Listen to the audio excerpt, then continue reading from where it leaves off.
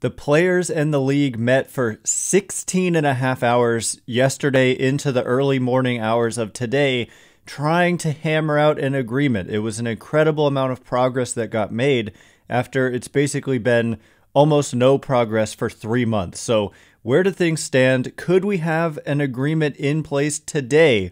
All of that is next. You are Locked On Giants, your daily San Francisco Giants podcast. Part of the Locked On Podcast Network, your team every day.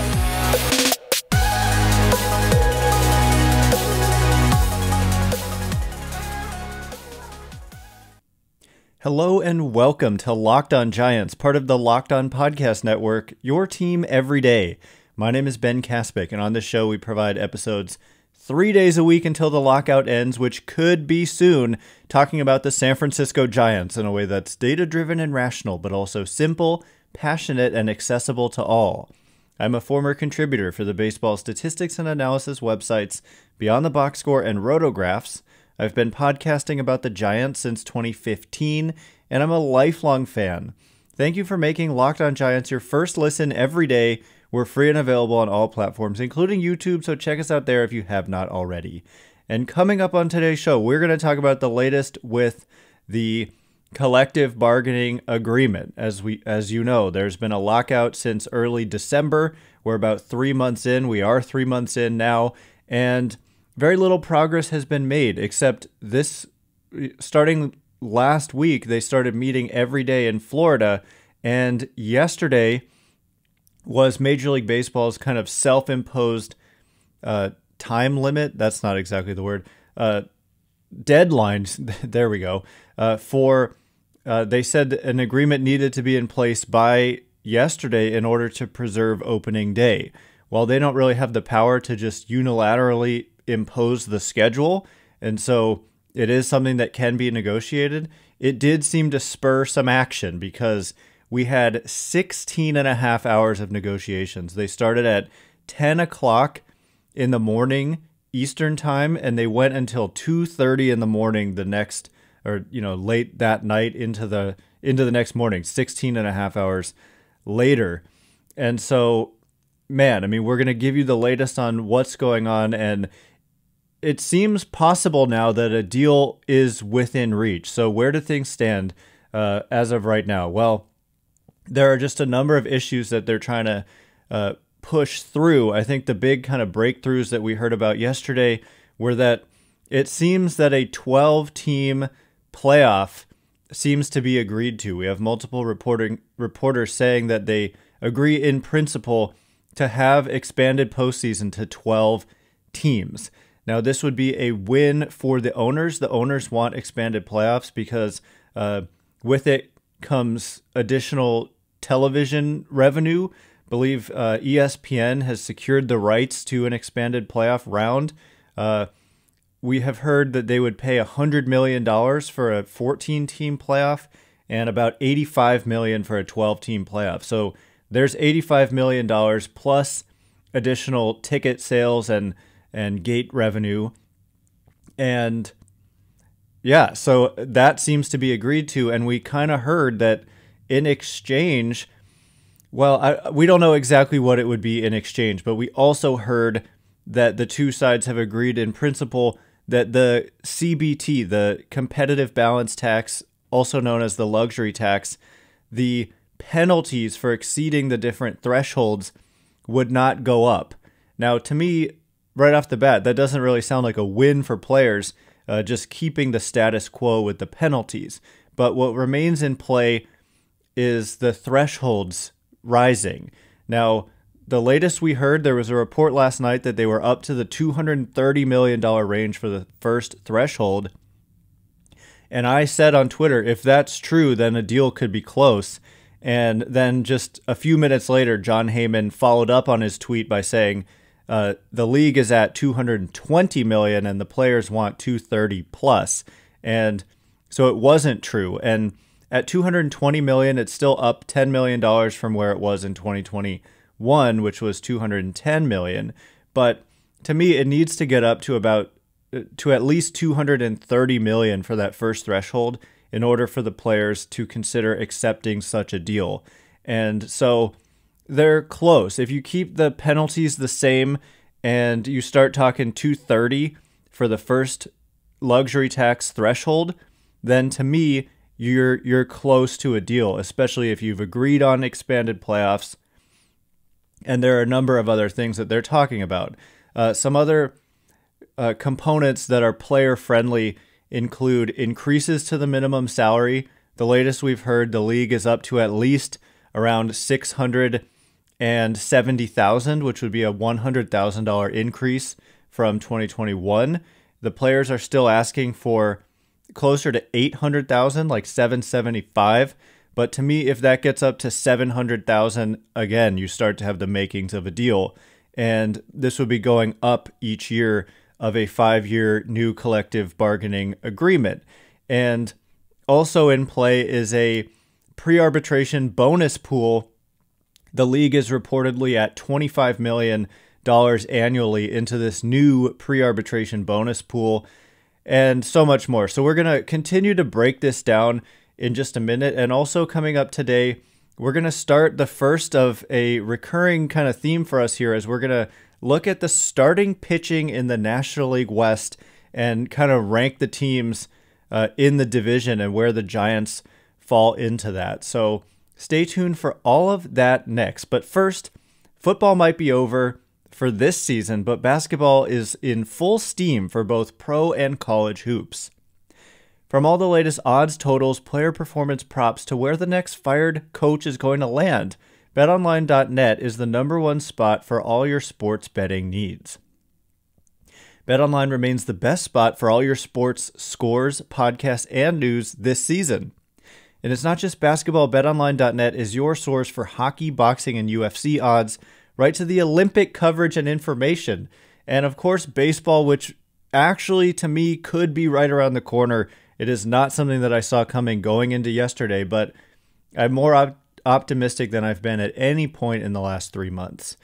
Head to the website today or use your mobile device to learn more about the trends and action.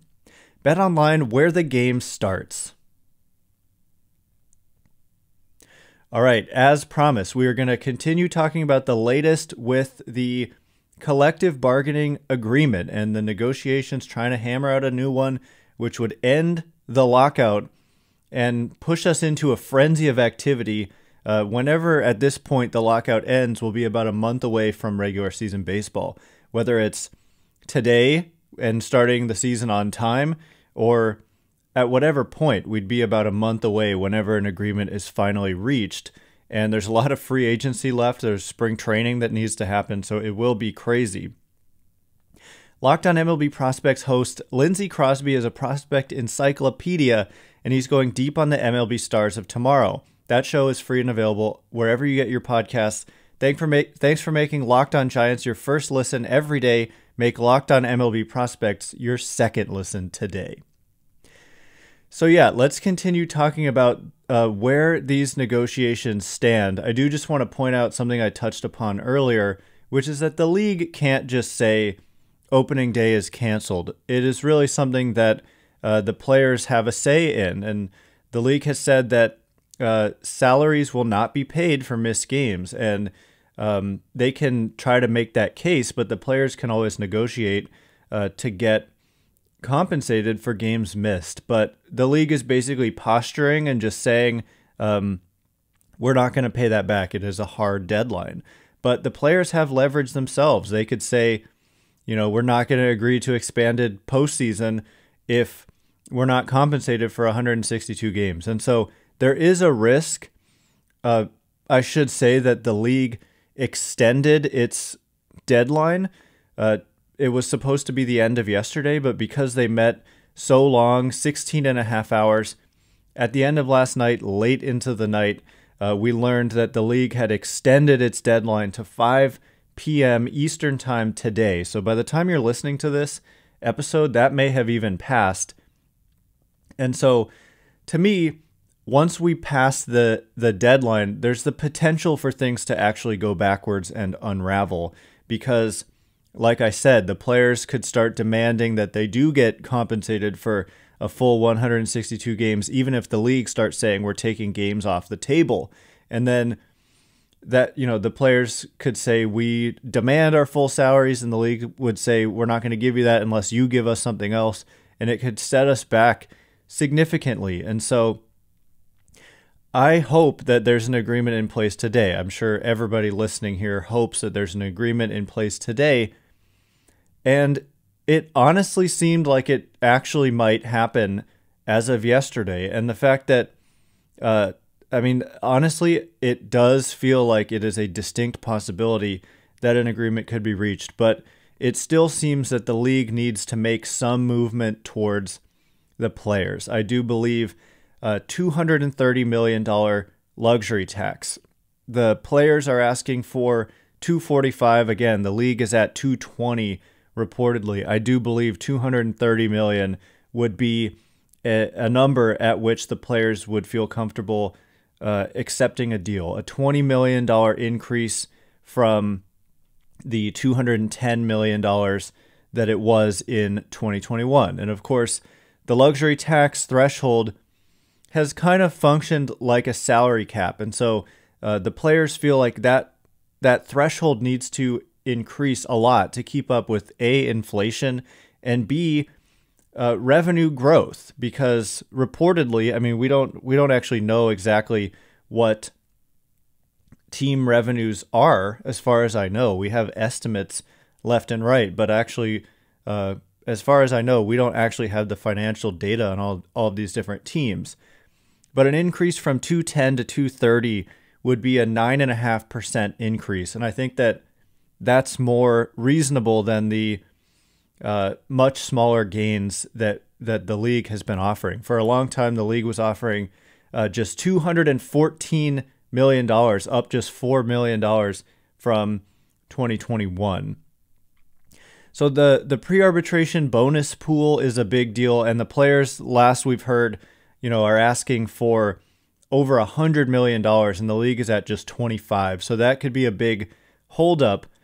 And significantly, the players for a long time were asking for players to reach arbitration after 2 years of service, and they've continually moved that back all the way to where we've heard now that they have dropped their ask entirely for any kind of change, and that they're back to just the top 22% of players between 2 and 3 years of service to reach arbitration. That is what's known as Super 2 status. The top 22% of players in terms of service between 2 and 3 years reach arbitration. They were trying to just say, initially, you reach arbitration at 2 years, but the league has said it's a non-starter, and the players have moved significantly in this area. And so to me, if they're going to go all the way down to the status quo here, makes sense to bump up that bonus pool. I think the league still needs to make a move to the $40 or $50 million range for the bonus pool. And then, like I said, if they can get to $700,000 for minimum salary and $230 for the CBT and a 12-team playoff, there's going to be a universal designated hitter. We've heard some rumblings that they're talking about rule changes like limiting shifts or banning shifts even. That's probably not likely going to be in a new agreement, but we've heard rumblings that that is being discussed, at least to some extent.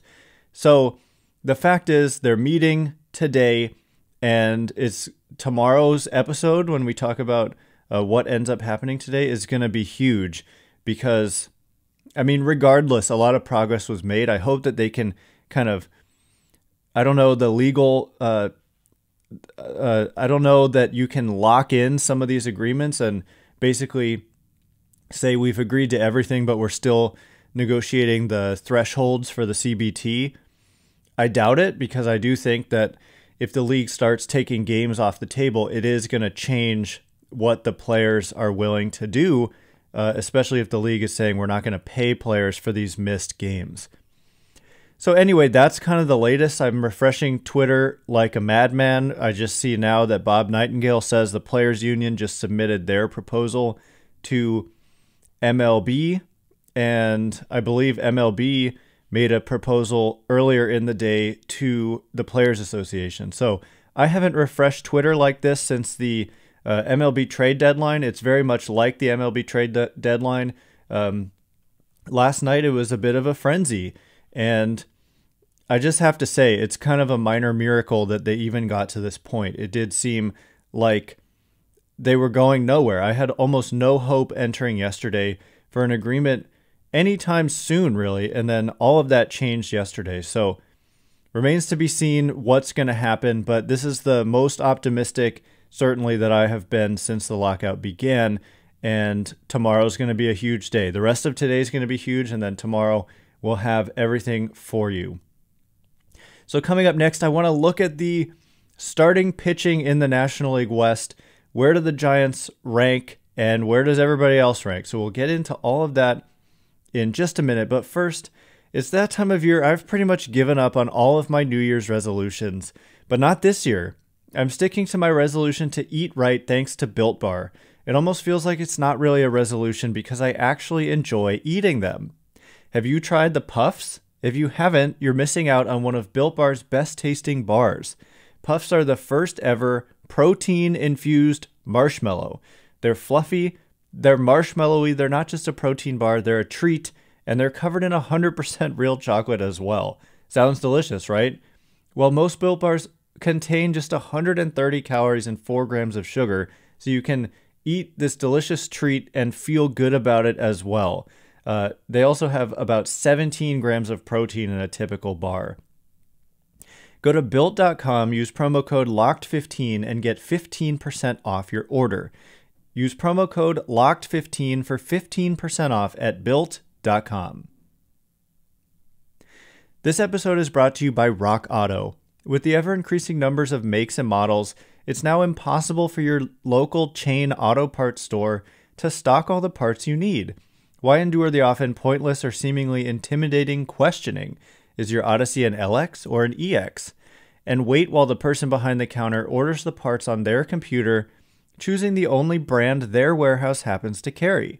You have computers with access to rockauto.com at home and in your pocket. So why choose to spend 30, 50, even 100% more for the same parts from a chain store or car dealership?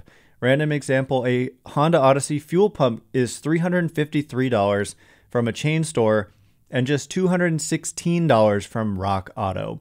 Rock Auto is a family business serving do-it-yourselfers for over 20 years. You can buy the part from Rock Auto, have the dealership install it. Same part, save a bunch of money. It's absolutely a no-brainer. Go to rockauto.com right now and see all the parts available for your car or truck. Write Locked On in their How Did You Hear About Us box so they know that we sent you. Amazing selection, reliably low prices, all the parts your car will ever need. rockauto.com. All right, as promised, we are going to look at the National League West pitching, starting pitching, and we're going to be comparing the division all through the week and into the weeks to come as we hopefully move closer to an opening day. And eventually we'll be doing a crossover with all the other hosts, like a roundtable to discuss the division. And I'm predicting it right now. For those, many of you are going to hear me say this today and you're going to listen to the roundtable later. Everyone is going to underrate the Giants criminally. And, think about what this would have sounded like going into last season. And in fact, I did crossovers with all of those hosts, all of those great hosts, my friends from the division for Locked On. Everybody was sleeping on the Giants, and I felt like I had to defend them, and I said they were quietly good in the short season and underrated and blah, blah, blah. And sure enough, they win 107 games. So what do we know? It's hard to predict baseball. Like when I look at Fangraph's projections here, they currently view the Padres as having the best starting pitching in the division. But when we look at what happened last year, the Padres had the 18th best starting pitcher ERA in baseball. So they're pretty much returning the same group. I guess Mike Clevenger is probably going to come back from his Tommy John surgery at some point, but you just never know. I mean, Yu Darvish and Blake Snell were these huge highlight acquisitions for the Padres, and they floundered for the most part. Both of them had their struggles, certainly. So I'm not going to put the Padres just automatically into that number 1 spot. And when we scroll down and look at who Fangraphs views as number 2, they've got the Dodgers. And I must say, the Dodgers have big question marks themselves. Walker Buehler and Julio Urias are a very good 1-2 punch, but Clayton Kershaw is both injured and a free agent. Trevor Bauer, we all know that whole mess, and he's probably going to be suspended by the league. We heard recently that he's not going to face criminal charges in Los Angeles, but that doesn't mean he couldn't be suspended by the league still. And so the Dodgers have big questions themselves. After Buehler and Urias, it's Gonsolin and Heaney, David Price. Dustin May had Tommy John surgery, and he's not going to be ready right away. So huge questions there. And then the Giants come in next, according to Fangraphs, with Logan Webb, Anthony DeSclafani, Alex Wood, and Alex Cobb. And then who knows for that last spot. So I definitely expect the Giants to make at least one significant starting pitcher acquisition. It's just pretty clear there's kind of a hole. They've got 4 clear frontrunners for a spot, and then a bunch of question marks after that with Sammy Long, Tyler Beede, Sean Jelly on the 40-man roster, but very unlikely, I would say, to make that rotation out of camp. Now, continuing to scroll, the Rockies fall in at number 4. I would say it's pretty clear to me that the Rockies and the D-backs are number 4 and 5. So I'm going to agree. We'll talk about the top 3 in a minute. I'll rank the Dodgers, Giants, and Padres, but pretty clear to me that the Rockies and D-backs are 4th and 5th in that order. The Rockies starting pitching is not as bad as you might think. German Marquez is quietly a pretty good starting pitcher. Antonio Senzatella has been effective at times. Kyle Freeland. Austin Gomber was not terrible for parts of last year. He was kind of the headliner in that Nolan Arenado disastrous trade. But yeah, they've got a few solid starting pitchers. They do lose John Gray to free agency, but I think that they've got some names, and I would put them at number 4. The D-backs have some problems. Madison Bumgarner atop that rotation. Also Zach Gallen. Definitely I would have Gallen ahead of Madison Bumgarner. Merrill Kelly and Luke Weaver. There's some potential with that D-backs rotation. Zach Gallen looked like one of the better pitchers in the game for his first couple of years, but 2021 was more of a struggle for him. Merrill Kelly, kind of a solid average starting pitcher. Luke Weaver has some upside, but has been inconsistent and injury prone. And of course, Madison Bumgarner, we all know what a disaster that contract has been for the first couple years of it. And so those two teams at the bottom.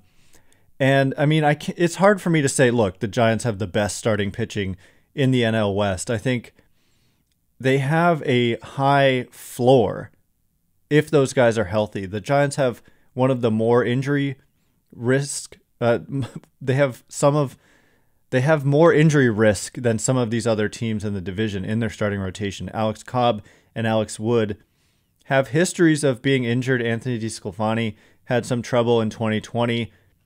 Logan Webb emerged as a frontline type starter in 2021, and I would expect him to continue to be there.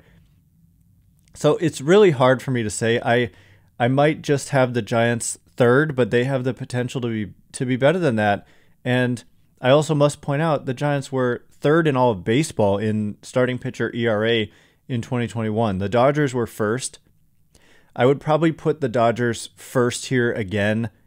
And I mean, the Padres, it's tough. I mean, I might on paper go with the Padres having Joe Musgrove, Yu Darvish, Blake Snell, and Mike Clevenger, and then maybe Chris Paddock and Ryan Weathers. They've got some guys, but that is a really good top 4 if everybody's healthy and up to their potential.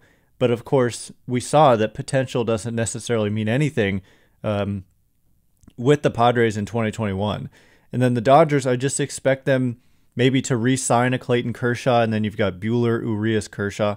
So I would probably on paper honestly go Padres, Dodgers, Giants, but I think it can be close, and it could kind of go any direction with those 3. And if the Giants make a significant addition, I might bump them ahead of both of those teams. So that's where I stand today. Let me know in the comments if you agree or disagree and how you might rank these various teams. So that is all the time we have for today. Thanks again for making Locked On Giants your first listen every day. We're free and available on all platforms. Once again, my name is Ben Kaspick. Check me out on Twitter at Ben Kaspick, Kaspick. If you like this show, please consider rating it or leaving a review. Also liking, commenting, subscribing on YouTube, all of that good stuff. So thank you in advance, and thank you to everyone who's done so already.